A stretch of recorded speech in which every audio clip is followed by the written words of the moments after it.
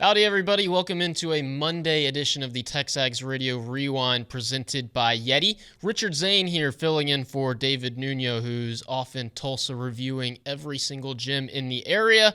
On this edition of the Rewind, OB was back from vacation and sillier than ever. We caught up with JB Moss talking some Texas Aggie baseball. Jason Howell hit everything, literally everything in recruiting. I think he said every single name ever. And then, as always, on Mondays and Fridays, lunch with Liucci. Appreciated him being here, always, and signing my paychecks. I really believe this. I think the next year, 23 and 24, is going to be a tremendous year for A&M sports across the board. You think so? Yeah. And why do you believe that? Well, what makes you believe that? Okay, well, I'm on the mind that the football team's going to make a giant leap forward. And I'm thinking 9 games minimum, 9 wins minimum. Minimum. Okay. So let's find out if I'm right, or and feel free to taunt me in December if I'm wrong. Basketball, I think the women are going to be dramatically better. I think you're going to see more from the women that you saw in the SEC tournament. I think the men are going to be. And she's recruiting through the portal really well, so incredibly. So I think the men in basketball are going to be at least as good as they were last year, if not better, with only Dexter Dennis, a heck of a player, but the only one of significance that you're losing. Mm-hmm. Baseball, I think, will be at least as good, if not better. Softball will continue to, I think, under Tricia Ford, will continue to get better. I think in track and field, you had a solid year, but I think you can expect at least that under Pat Henry. I don't know what to think about volleyball. We've got a new head coach, and right. Jimmy Soccer Soccer had an atypical season, so if G gets them back to just their typical, what they typically are. Atypical season, and they still go to the NCAA. And it looks. Keep that in mind. Didn't tennis just get a player? The women's tennis just got a really good player, the Big 12 player and freshman of the year. Yeah, so I look for the Dream Weaver to keep it going. Well, if your season ends and it's not in Omaha, which none of my 4 seasons, unfortunately, in Texas A&M ended in Omaha, it's disappointment. I obviously understand that we've never won a national title at Texas A&M, but the expectation is Omaha. And I think that we've built that expectation through years and years of hard work and great players and great coaches. So, anytime it doesn't end in Omaha, you can't help but feel disappointment. And, you're heading out to summer ball after your end of year meetings with the staff, and you've got work to do. So, I think that the expectation, at Texas A&M baseball should be top 8, Omaha, or you didn't get the job done. So I certainly hope that that's the feeling of the players, and certainly expect that it is. You talk about the expectation being Omaha, and I feel like a lot of people had that same expectation coming into 2023. Obviously, A&M was ranked 5th in the country, but a lot of that expectation of getting back to the Men's College World Series has to do with what guys did last year. Guys like Austin Bose and Brett Minnick and Jordan Thompson, those 3 guys out of eligibility, can't come back. And then another guy like Trevor Werner, who is unlikely to return. So for those 4 guys and the other members of this class who we might not see in maroon and white again, how will you remember the mark that they've left on this program, JB?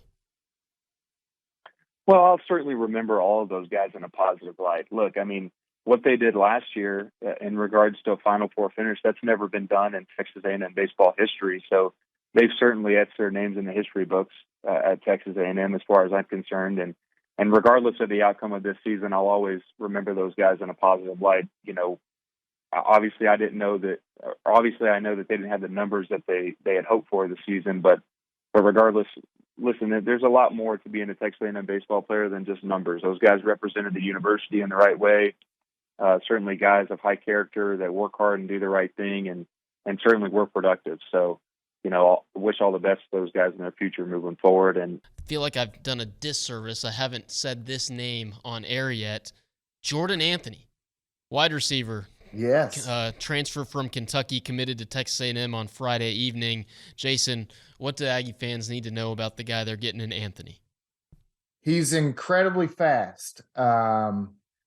That I think he's what 10 100 meter. I've got the numbers in front of me at the Yeah. he set the school record at Kentucky 10:16 in the 100 and was the former fastest high schooler in the world. That's really fast. So he brings a lot of speed. He's he's a guy that can be a versatile threat. You put him out there, jet sweeps. He's not the biggest guy, but with that speed, you can even put him on the outside and just tell him to go, and just, get down the field and put the ball out there as far as you could throw it as a quarterback. So this is a really fun kind of guy that could be a playmaker in special teams as a return man. So he brings a lot to the table. Adds a dimension of speed that now with A-Chain out, off to the NFL and everything, the Aggies could use a little bit. Comes to Texas A&M with 4 years of eligibility after redshirting last year. The 10th member of Texas A&M's transfer class, just the second receiver joining Jahdae Walker.